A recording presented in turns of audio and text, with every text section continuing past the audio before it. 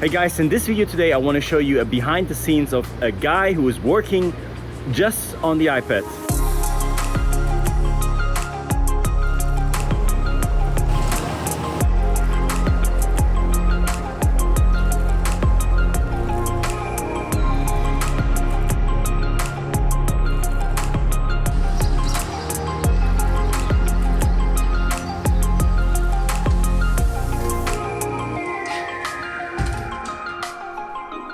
I'm currently here in a co-working space in Bansko, Bulgaria. That's in the eastern part of Europe. I'm a digital nomad and I'm traveling around the world now since 2015. I'm originally from Germany. I will show you a little bit here the co-working space. So this space here is considered the central space because they actually have 3 spaces here in Bansko. Bansko is a beautiful mountain town because we have the mountains here, and they have in the wintertime here skiing.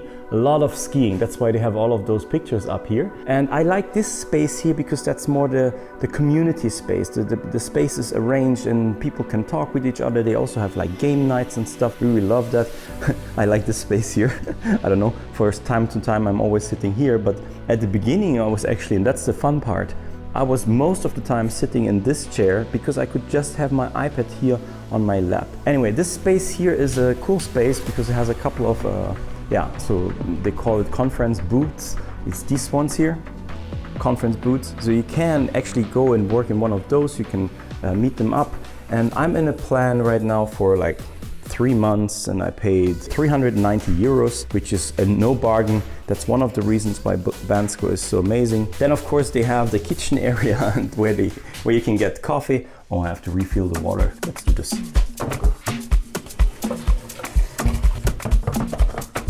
Yes, so they also have like an outside area where you can go and sit and be together with people, how you say, like, I forgot the word. And they also have an upstairs area. You can actually work here outside. Very, very beautiful location. And like I said before, they have 3 locations here in total in Bansko. There's another one in downtown, and another one is called the Summit. That's actually closer where my girlfriend and I actually living at the moment. But all of that, talking about those, it's so funny when you say downtown. I lived in cities like Vancouver in Canada and also lived in Melbourne, Australia. Those are big cities. When you talk about downtown, you can walk all day just in downtown. Bansko, you walk like half an hour and you're basically through the city. It's a very small city, very beautiful, air quality, nature, very, very nice. Well, let's go back to the topic. And let's see how my morning routine actually starts.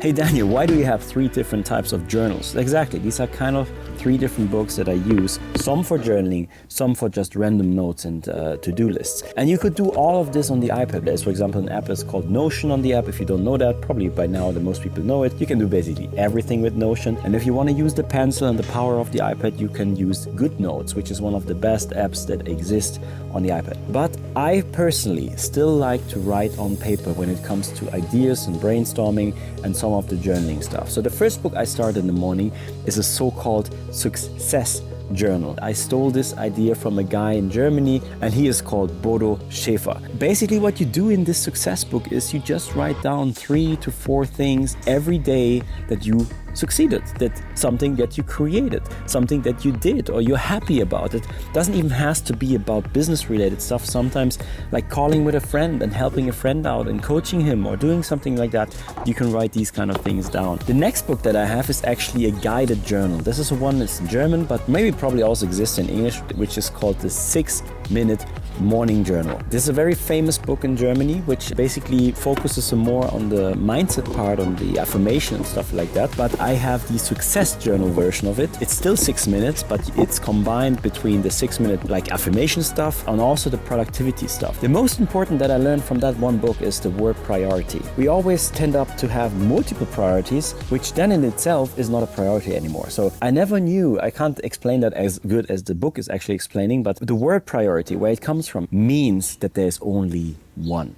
And the last book is something that I never was a guy that actually journaled. That's why it's funny to now talk about that I have 3 journals, but I didn't read much and I didn't write much until I started my journey as a digital nomad back in 2015 in Canada. And the third one is just a blank, like with some lines in it or some, what is this called, the squares, and I can just write in it. And this is basically sometimes my journal, sometimes ideas, sometimes brainstorming, sometimes to-dos.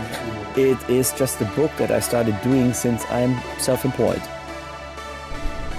So currently I'm reading a book that is called The E-Myth Revised by Michael E. Gerber. There's 2 reasons why I make this break right now, and I think it's something interesting. Number 1 is the book itself.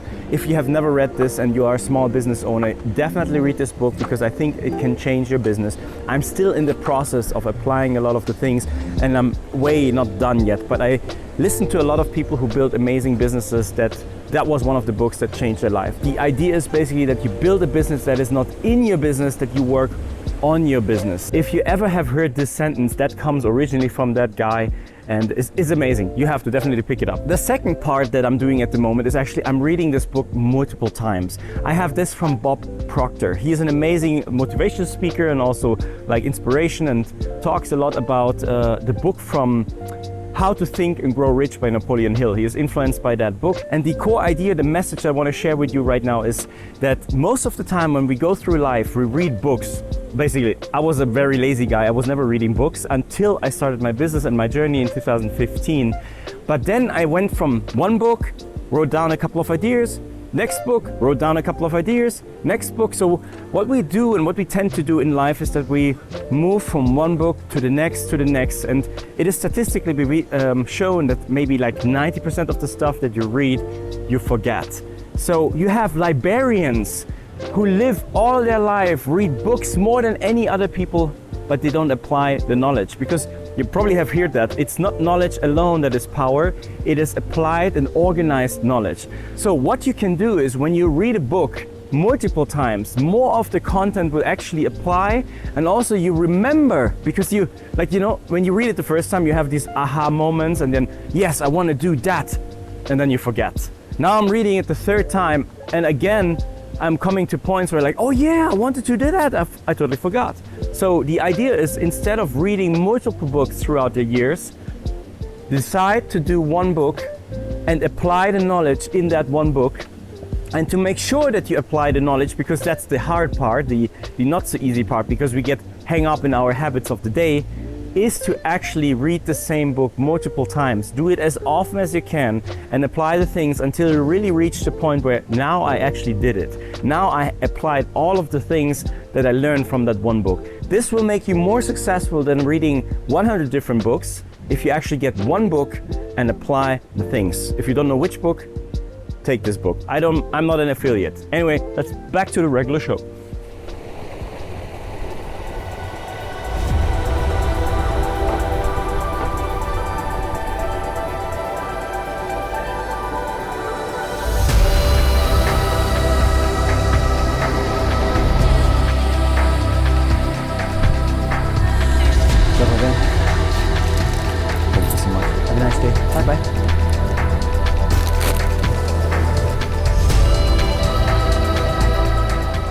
By the way, for the video today, what I'm actually using is a special pack from MotionVFX. So if you don't know the company MotionVFX, it's basically a VFX maker, so visual effects, and they have all kinds of different packages.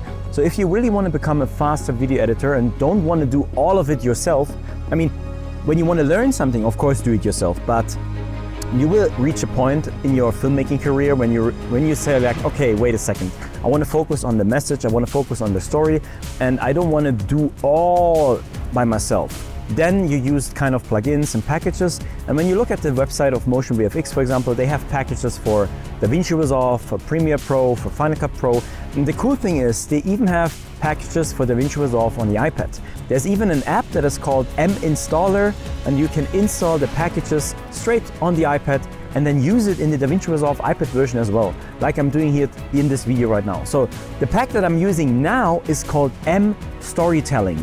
And with this pack, you can create amazing stories, vlogs, history stuff. Definitely check out the plugin because I think it's worth it. I don't get sponsored from them, so it's not a sponsored video or something, but what I have is an affiliate marketing.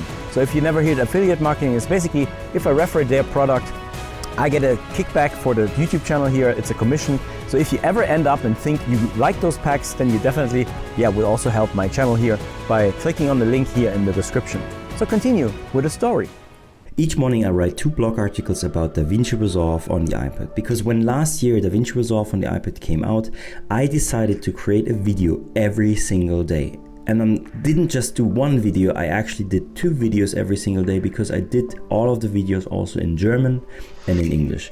But the problem was I couldn't create blog articles, and I would highly recommend, if you own a niche and you can also have a website where you can create articles, you can now embed the video into your articles, which means in return, when people find the article, they can find the video as well. And that means that the people stay longer on your website, which is a bonus for the SEO on the website, the search engine optimization. And also the people find your YouTube channel. So it's basically traffic from outside of YouTube. I'm using WordPress, but the thing is, not everything works perfectly on the iPad, but I found a workaround where I don't need to go for a desktop anymore. So for example, I use templates. I have articles where I did a lot of things that I reuse all the time. And the way I can copy that is just by simply changing the settings to source code. And now I can copy the complete source code of that one article and paste it into the new one and then work from there. That is a super fast way where I then only have to change the things that is relevant for the new article. And because I'm already on the iPad, what is even faster on the iPad is creating images. So for example, I already made all of the videos, right? So I just have to make screenshots and use the power of the iPad with my pencil and draw some things to show you what I'm doing and what I'm about. And that is done super fast. It would actually take longer and more time on a desktop.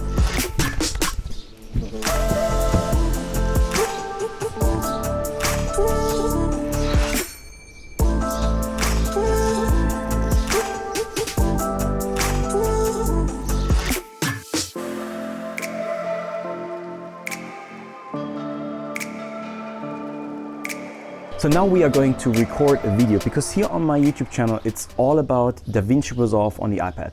And why is this important? Of course, when I'm showing you now the behind the scenes that I do most of my stuff on the iPad, it comes to this software, because DaVinci Resolve, since we have it now on the iPad since like December 2022, we figured out at the beginning that you can have all of the pages. So if you're not familiar with DaVinci Resolve, it's a Hollywood editing software that is normally known for the color grading and stuff like that. So most Hollywood movies are actually color graded. And when it launched here on the iPad, it only came with 2 tabs, the cut page and the color page. The color page is basically the complete color page that you can have on the desktop as well. So if you ever consider like color grading like in Hollywood, yes, you can do this in DaVinci Resolve, and it also exists on the iPad. But the funny thing is though, so the workflow in DaVinci Resolve is like this.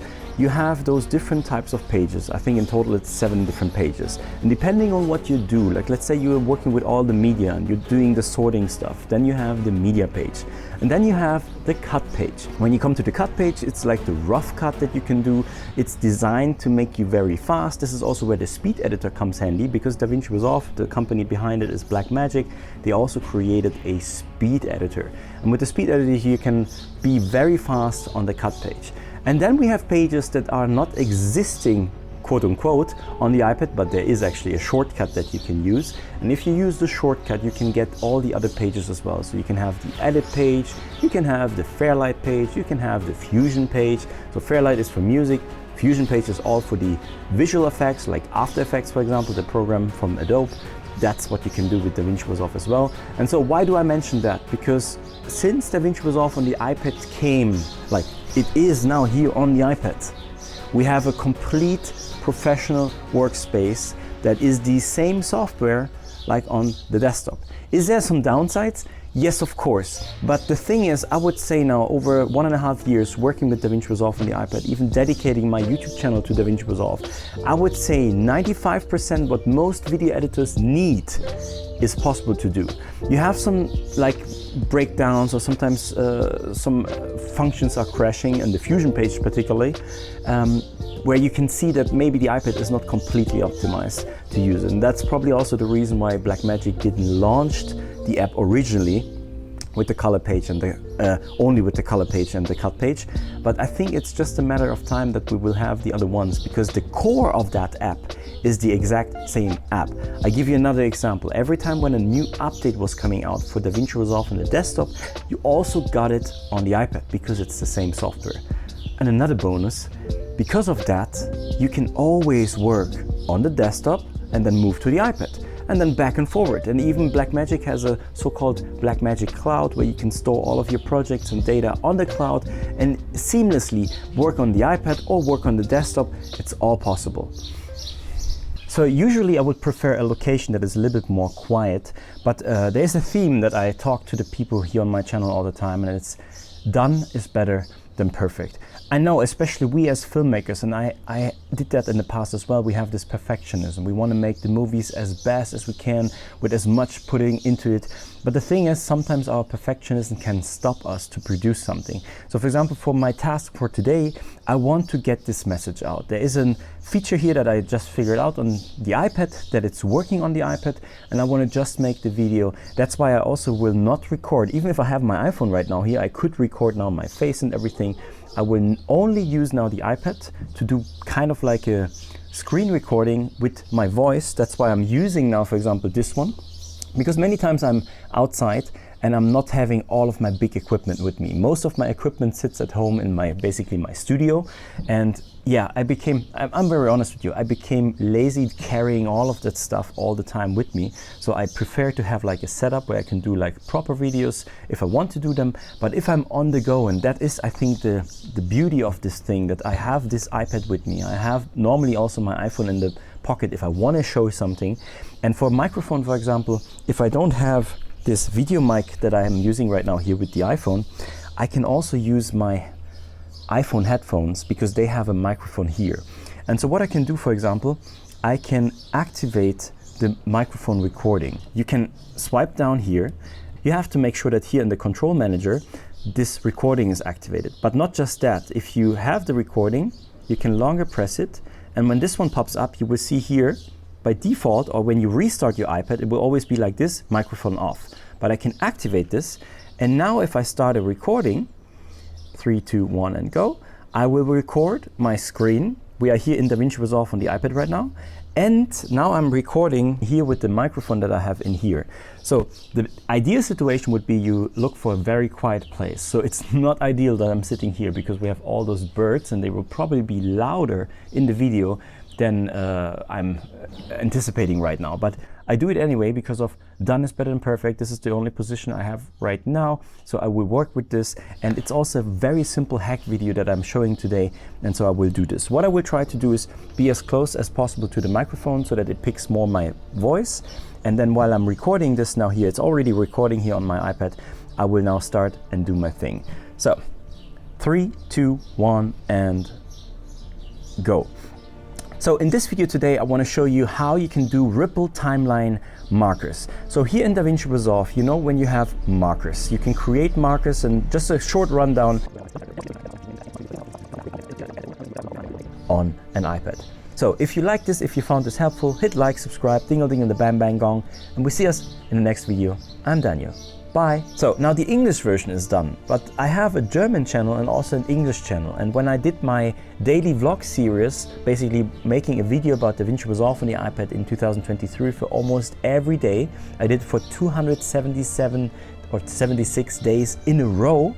And I teach something about the software, not just in English, I also did it in German. So, and my process is like that. I already know the topic in my head. I already have it here on my screen. So now I will just record the same thing again in German. So, I come back in here, I hit record, 3, 2, 1 und go. In diesem Video heute möchte ich mit dir über Ripple Timeline Markers sprechen. Was genau sind Ripple Timeline Markers? Dann gib uns einen Daumen hoch, abonniere auch unseren Kanal und wir sehen uns im nächsten Video wieder. Ich bin Daniel, mach's gut, ciao. So now I recorded both videos. I did the screen recording, and like I said before, done is better than perfect. I will now start editing those two videos, even here on my iPad. It's already on my iPad, so I don't have to transfer any files.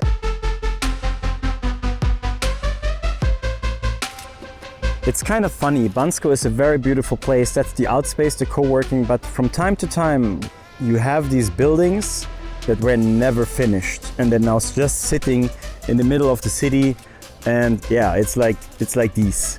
And you will find them. It's on the other side. It's so beautiful. You have the mountains here in the back. Let me see if I can show you that a little bit closer. Those are the mountains where in the winter season there's a lot of skiing happening here, and this whole town basically wakes up. And yeah, we are in the center of this little town right now. By the way, something I've noticed that is happening here in Bansko a lot is these kinds of coffee machines.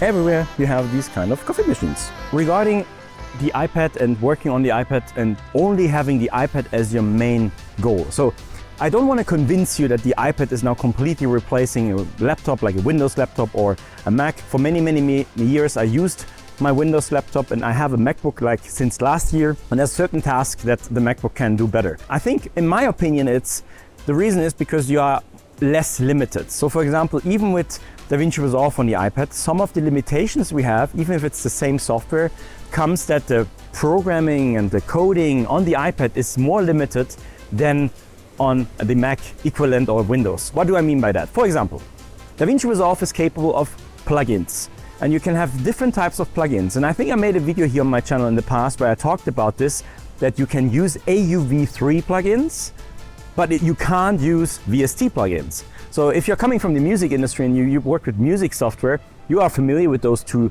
types of plugins. On a Windows or on a Mac, you basically, the VST, you just drop it in a folder and then it works.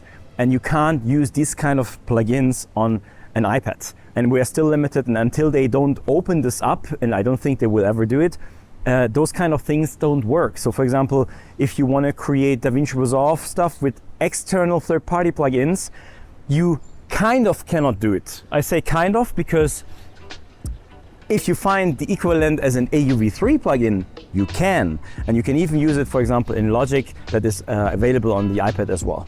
So my point here on the videos, I hear so many times that the iPad has a problem, that we have the powerful chip in it, that it's basically desktop-like or laptop-like, like a powerful chip. And don't get me wrong, yes, of course, and even the new M4 iPad looks amazing on paper. And I agree, I will not upgrade, for example, to the M4 at the moment because my M1 is still so powerful that I can do most of the stuff that I'm doing on an M1 chip. So this is also not a buyer's guide, what should you get, but definitely since the M1 came to the iPad, it is very powerful. And mostly in most apps, it's more limited by the app itself. But my approach in this video now also to show you that there is more software available with more features, and that also makes more fun. So for example, the next step, I finished now my video, is to actually create a thumbnail. And since I have Photoshop on the iPad, and yes, if you're familiar with Photoshop, it is not exactly the same software. But again, this is not Apple's fault. It's actually that Adobe was not creating the same software on the iPad. And I understand some limitations, like I just talked about, that some coding doesn't work. So it's probably not as easy to just take the one software that works on this operating system and basically drag and drop it to the other software. I understand that. But if we look at competitors and look at software that is available, it's like, for example, even Apple themselves, they created Final Cut Pro. Some features are amazing, but a lot is lacking. And then you have, for example, Blackmagic that created DaVinci Resolve also for the iPad version, which is almost exactly like it is on the desktop. I say almost because obviously there's limitations there as well. But why do I say that? In the meantime, especially in the last 2 or 3 years, so many of the softwares are pushing the boundaries. Let's go back to Photoshop. I only use Photoshop like, let's say, maybe 20% of the program. And of course, I understand if you're a hardcore Photoshop photo editor, then maybe there's a lot of things lacking in the softwares that you can get on the iPad. But for example, for my thumbnail production, all of the things I can use it on the iPad. And not just that, because I also have a touch screen and my pencil, I can be even more precise, and it's more fun to actually create images on my iPad than on my desktop or my laptop version of it. And one more thing, just because it fits right here into this video. You saw me now today working on blog articles. Luckily, those blog articles that I had to do today were very simple because it was just an unboxing and video, not too much of a tutorial of explaining stuff. But most of the time when I do explaining stuff, I do screenshots of my own videos because I already teach the stuff. And then with the iPad functionality that I can draw lines and showcase what I'm talking about, makes the whole process of creating images, even on my iPad for my tutorials, when I talk about DaVinci Resolve, for example, so much more seamless. And that, for example, it takes me more time to do it on the desktop if I want to do it in the same way, in the same fashion. And I say that this whole process is even easier and faster on an iPad.